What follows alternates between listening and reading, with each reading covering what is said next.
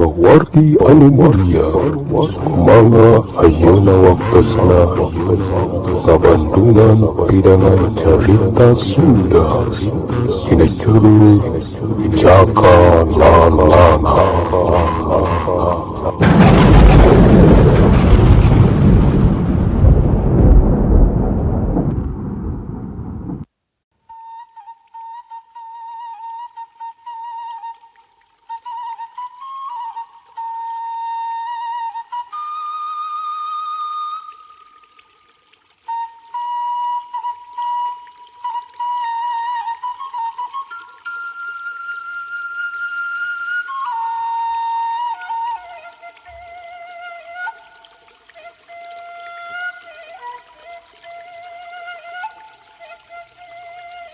Assalamualaikum warahmatullahi wabarakatuh. Bismillahirrahmanirrahim. Rabbi shrah li sadri wa yassir li amri wahlul 'uqdatam min lisani yafqahu qauli.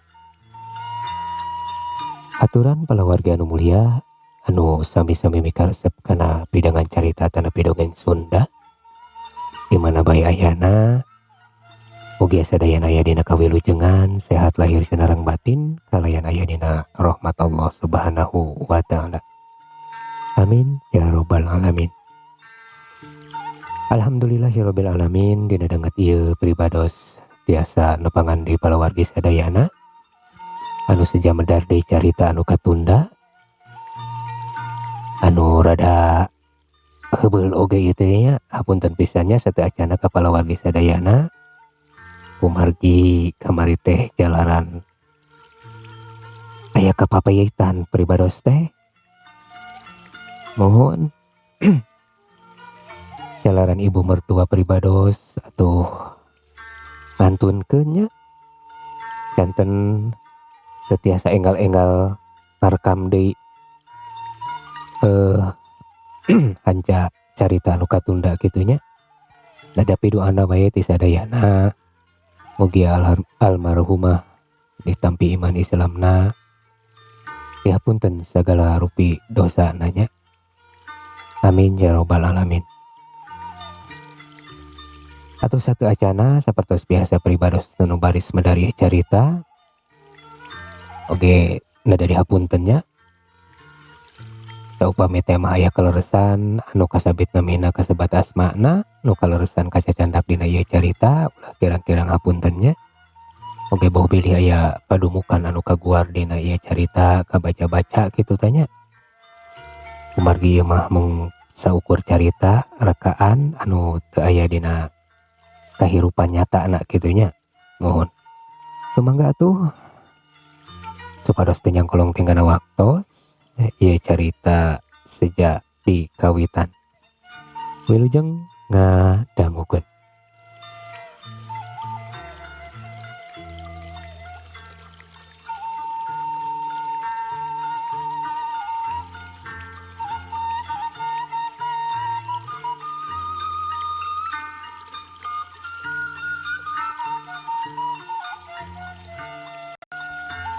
Pelesat yuk pedog nu di cepengna diheumatkeun tarikna karanan dek dipake narok awak oray nu buburingkalan sabari buntutna masih keneh anger ngabelit kana sukuna Kang Ishak.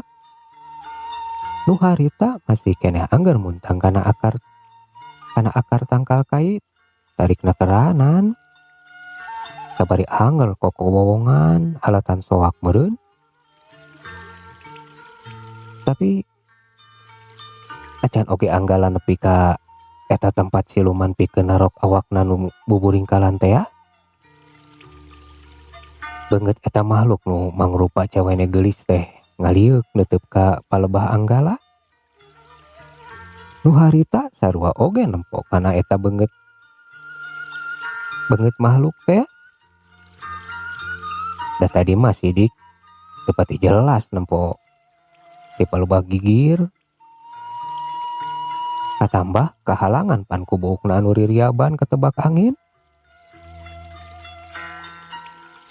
Nah atuh Ari kepek teh anggara ngarenjag ngarasa luas pisan. Nalika nempo banget eta siluman nu ayeuna mah atra katempo jelas pisan. Teu kahalangan pisan anu keur mencerong ka manehna. Kumata nu katarasekeut kawas nu ngandung hiji kekuatan anu bisa ngaganggu kana jiwa Sukma Anggala nu harita ngajengjen olohok bengong. Da teu dek kitu kumaha atuh mitra? Eta beungeut siluman teh tetela geuningan. Teu dipikeun sasieun oge nyeples pisan mangrupa Nyi Warsini. Wanoja anu sarila ieu jadi kembang harepan nu jadi buah hatena. Atuh leukeut teuing we. Awak Anggala estu leuleus. Lir nya leuleus taya tangan pangawasa. Barengan jeung ngageplukna sorak bedog anu ragrag leso tina panyepeng leungeun Anggala. Sajongjonan mah Anggala teh kawas anu keuna ku tenung. Leuleus teu walakaya. Tapi henteu ari ngudupruk mah. Awakna angger nangtung bari ngajengjen siga arca. Nah atuh ari ciri kitik teh eta makhluk nu mangrupa oray teh awakna. Kalayan beungeutna jiga Nyi Warsini teh seuri kawas kunti.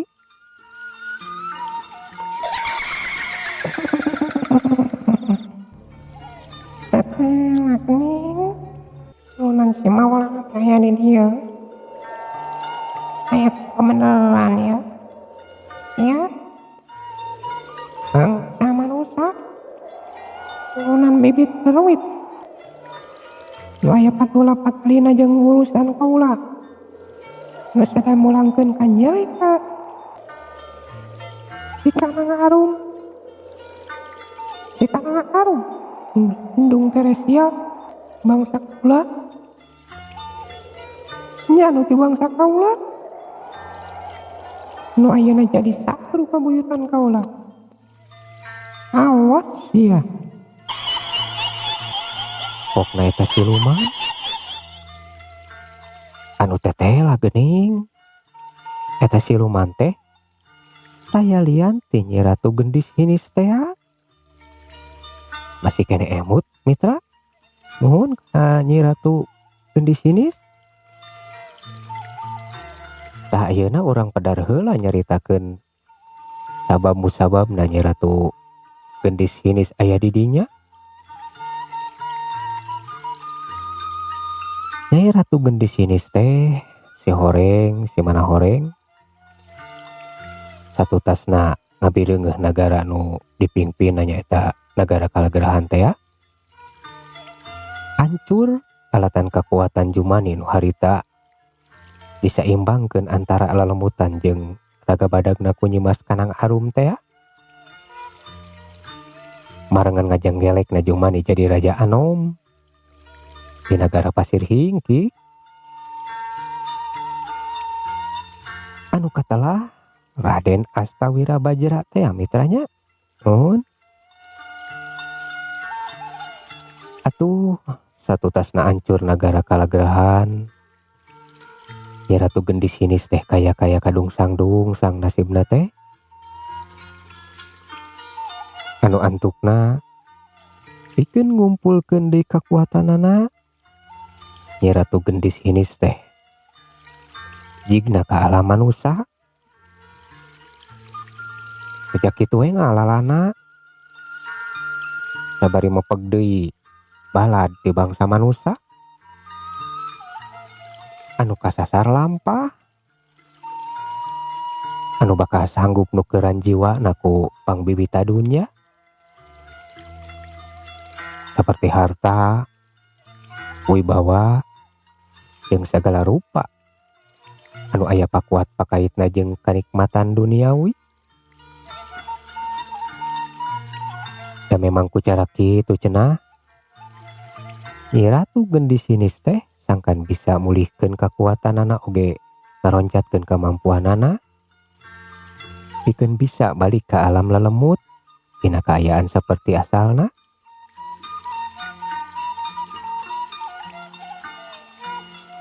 Nyi Ratu Gendis hinis teh sanepina ka alam manusia harita teh estu katalangsara. Wujudna mangrupa oray anu teu ilahar. Ya teu ilahar ukuranna nu sakitu gedena teh apaan? Atuh nalika kapanggih ku manusia teh sesat pada moro. Anu ngababetan mah, nu pada ngagebugan mah samalah aya nu jeblok ku cai panas sagala rupa harita teh. Nalika Nyi Ratu Gendis hinis teh ngulampreng ka ti lemburan.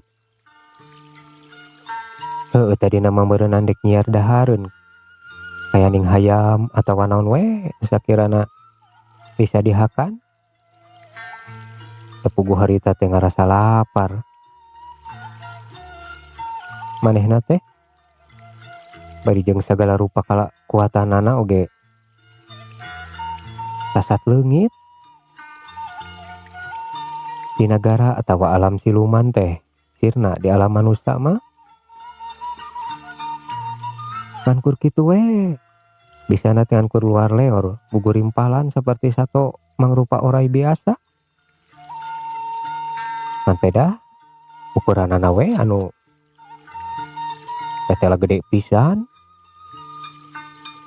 Kepuguh we ieu teh ngajadikeun sing saha wae jalma anu manggihan bakal ngadadak upaya sateka pola pikeun ngusirna. Samalah mun bisa manepi ka di paehan.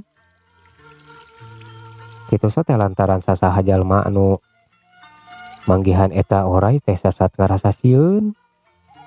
Hariwang bisi ngancam jeung ngancam ngabahayakeun manusia rea. Dina kaayaan katalangsara kitu Nyi Ratu Gendis hinis teh antukna muru ka tempat suni. Da puguh terus diboro wae tur di arudag-udag ku bangsa manusia. Puguh we atuh Nyi Ratu Gendis hinis teh katurug-katutug. Horeng kitu pikirna. Bangsa manusia teh talengesna leuwih-leuwih ti bangsa manehna. Paingan cenah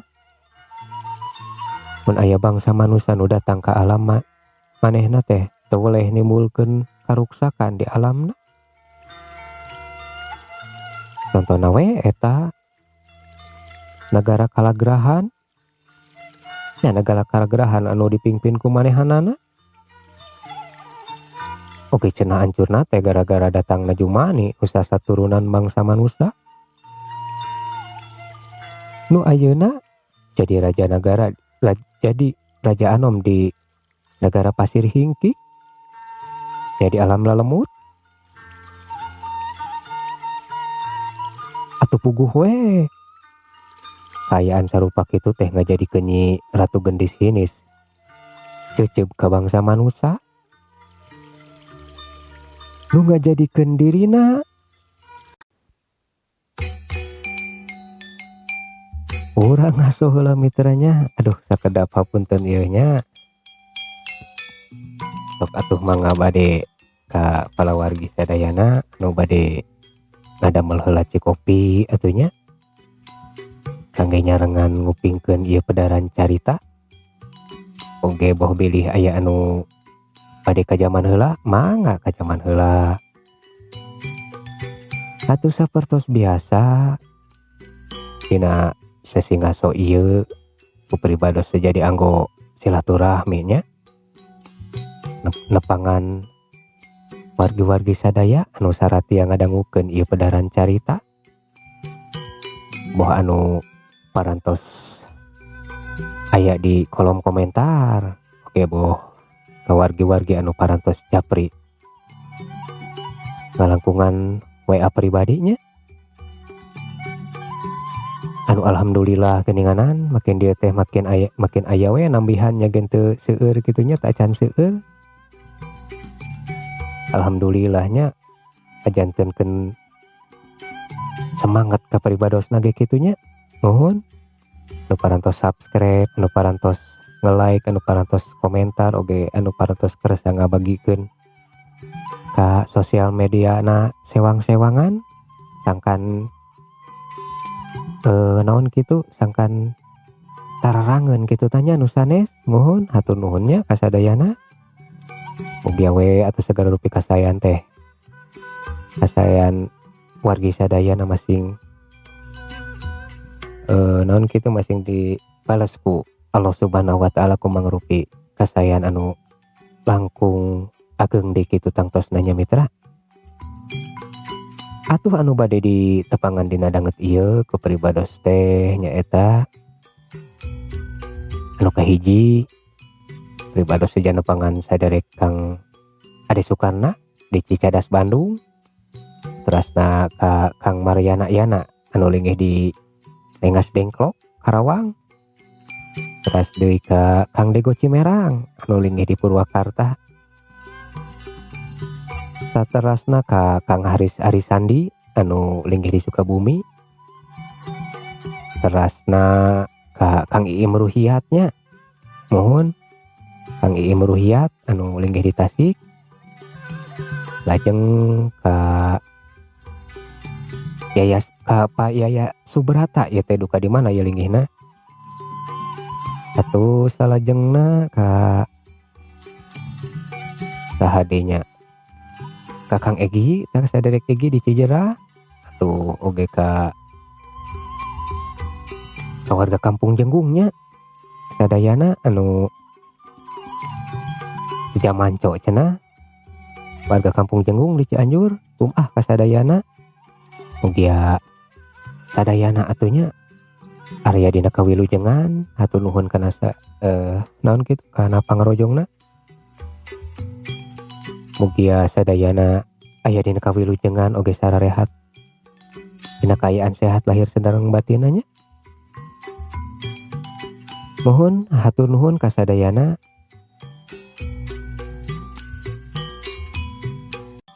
sagala rupi pangrojong ti wargi sadayana, mudah-mudahan atunya kaparibadosna masing tambah sumanget deui nya ngagarap ieu carita teh kaleresan da ti kawit nyerat dugikeun ka sagala rupina sagala kunyarira ieu teh. Mohon tumawi atur apunten pisannya pamit teh mah masih ngan sakieu kaayaanana geninganan sakieu buktosna. Atau mudah-mudahan kapayuna masing tiasa dironjatkeun di kualitasna nya. Sakieu ge alhamdulillah geninganan seueur wargi-wargi anu ngadukungnya. Mohon sakali deui atur nuhun kasadayana mugi anak atuh naon bae anu partisipasi nanya tipe wargi sadayana masing dibales ku kasayan ti Allah Subhanahu wa taala. Amin ya robbal alamin. Mangga urang lajengkeun deui. Secenyeun balitungan ka tiap-tiap bangsa manusia. Ucara reka perdaya. Sok padahal naon anu jadi pamikiran nyi Ratu Gendis hinis teh nyalahan kacida panjelas ari bangsa manusia jeung bangsa alam lelemut mah beda pisan, beda atuh sagala rupana oge moal mungkin dihijikeun. Tapi sok sanajan beda-beda sadayana oge tangtosna dadamelan nu maha kawasa. beda soteh rurupaan katut wujudna oke tempatna henteu henteu gajanten ke nu maha kawasa ngawilah-wilah welas asihna dek nu kitu dek nu kieu nu sae nu goreng nu katempo jeung nu teu katempo teu weleh bakal ngaraosan welas asihna nu kagungan. Tah ku welas asihna nu maha kawasa eta Nyi Ratu Gendis Hinis anu sok sanajan makhluk siluman anu kasebut jahat oge nalika meredih mundut tulung kanu kagungan mah geuningan antukna dikobul oge. Harita Nyi Ratu Gendis Hinis teh aya nu nulungan ku bangsa manusia nu harita teh eta bangsa manusia estu keur kasasar lampah keur poekeun lantaran perkara dunyana nu keur nandangan cilaka antaran usahana warisan ti kolotna nu mangrupa kebon jeung sawah anu sakitu legana bangkar nalika panen teh teu kaala pisan hasilna dilantarankeun geuna ku hama atuh anu sasari sok untung teh harita mah bisa kasebut rugi gede pisan sok padahal mun dilikan narumus hirup mah teu aneh ieu manya teuing dek untung terus nu ngaranna usaha mah nya wajar we sakali-kali mun rugi teh mah da salila ieu oge lolobana mah pan untung manehna teh nya kitu teh atuh nu ngaranna sipating jalma nalika keur dina untung teh jarang ngarasa syukur kanu kagunganana nya kanu kagungan kanu maparinan untung sakapeung mah teu inget kanu maha kawasa sok rasa aing pan geuning nanaon teh pedah eta meureun nu ditempo nangankur syarat syariat tata cara pagawean jeung hasilna teh diukur ku hitungan jasa sorangan hungkul tanpa ngalibatkeun anu maha kawasa anu ngersaakeun atuh nalika teu nemu jeung karugian teh lainna sabar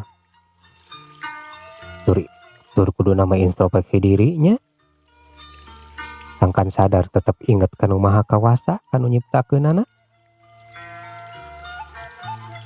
anu antukna nalika rugi sakali teh ngadon nyiar tarekah nu lain-lain di antarana ngadon tatanya ka jalma anu henteu tepat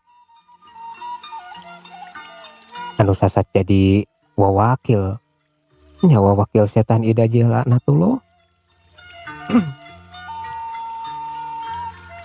harita oge eta jalma nu keur nandangan karugian teh ngadon datang sejak menta pituduh ka jalma anu samodel kitu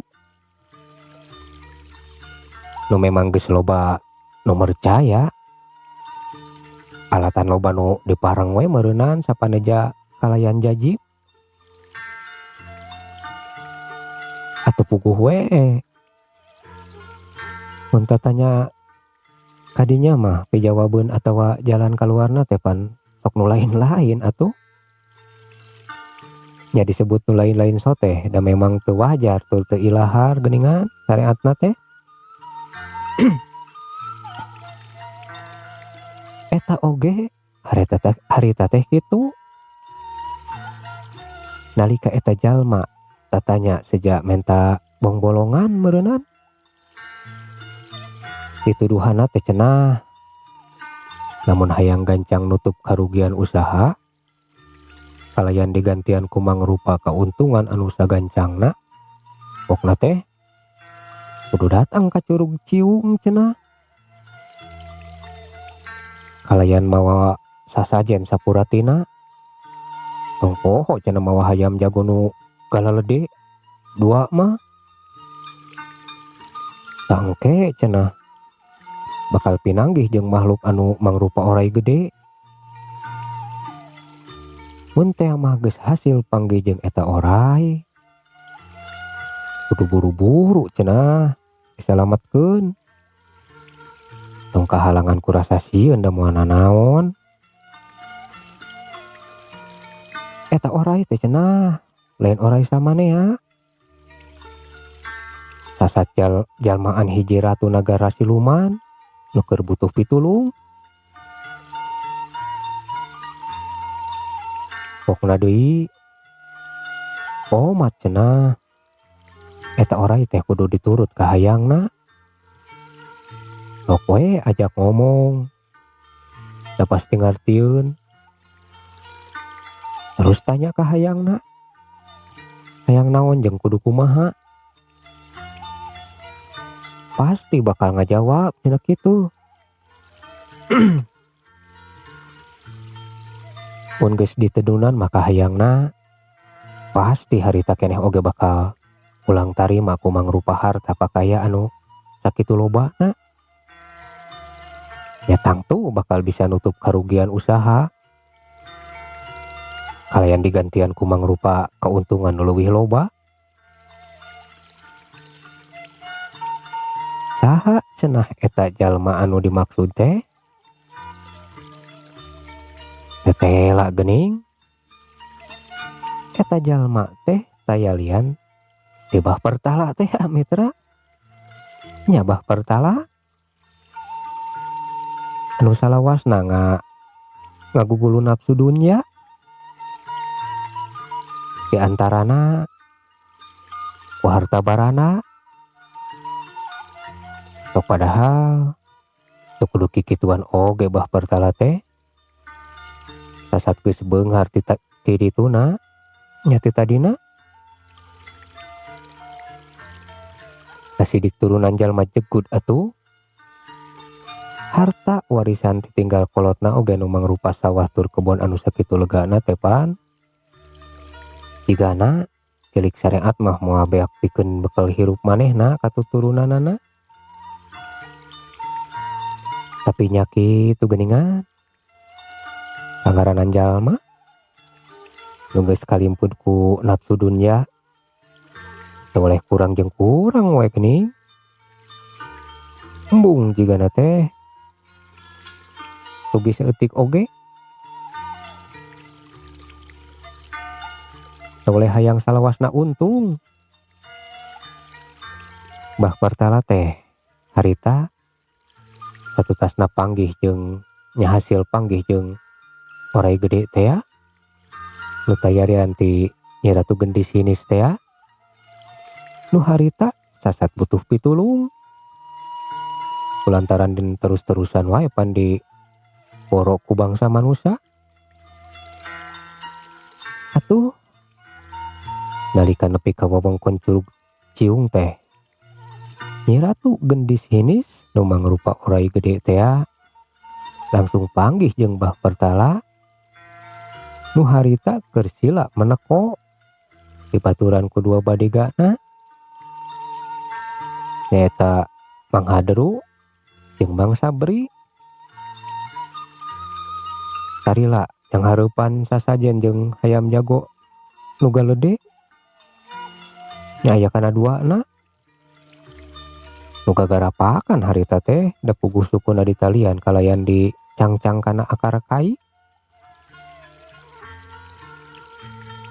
kulantaran Curug Ciung teh kaasup tempat anu sanget pikeun jalma di dinya mah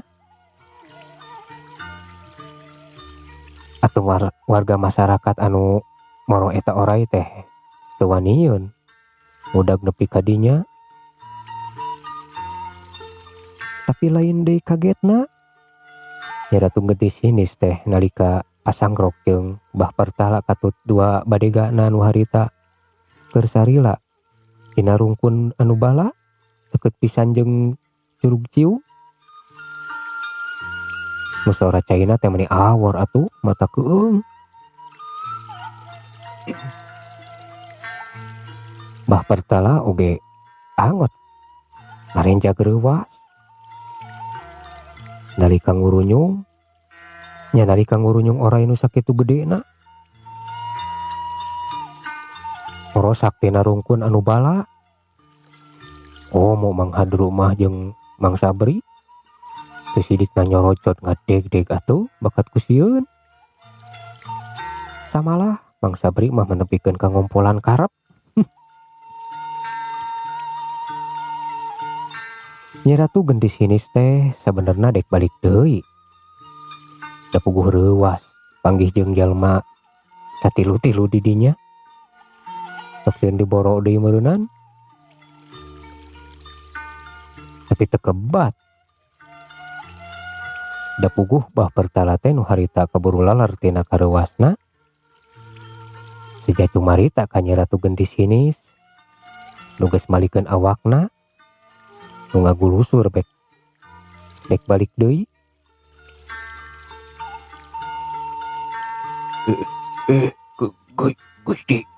Gusti Ratu, cakdap. Hapunten tong waka angkat. Bagai temenan ya kaula sejak ngantos Gusti Ratu di dieu. Mokna Bah Pertala nu harita sejak ngajak cumarita ka Nyi Ratu Gendis hinis nu mangrupa oray teh atuh lain deui reuasna Nyi Ratu Gendis hinis teh. Kumaha atuh lajengna ieu carita mangga diantos dina bagian anu salajengna nya mitra. Kumargi ayeuna mah waktosna teu nyekapan. Mohon aduh hapunten nu kasuhunnya kasadayana tangtos pribados seueur kirangna seueur lepatna nya tacan tiasa nu nyugamakeun ka sadayana. Tapi sok sanaos kitu mudah-mudahan we tiasa ngahiburnya kasadayana. Tiasa ngajantenkeun panglipur kolbu pang beberah kana manah wargi sadayana. Hatur nuhun tina sagala rupi perhatosanana. Insyaallah mudah-mudahan urang dipaparinan yuswa ku Allah Subhanahu wa taala. Tina sanes waktos urang teraskeun deui nya mitra. Hatur nuhun tina sagala rupi perhatosanana. Wabillahi taufik wal hidayah. Wassalamualaikum warahmatullahi wabarakatuh.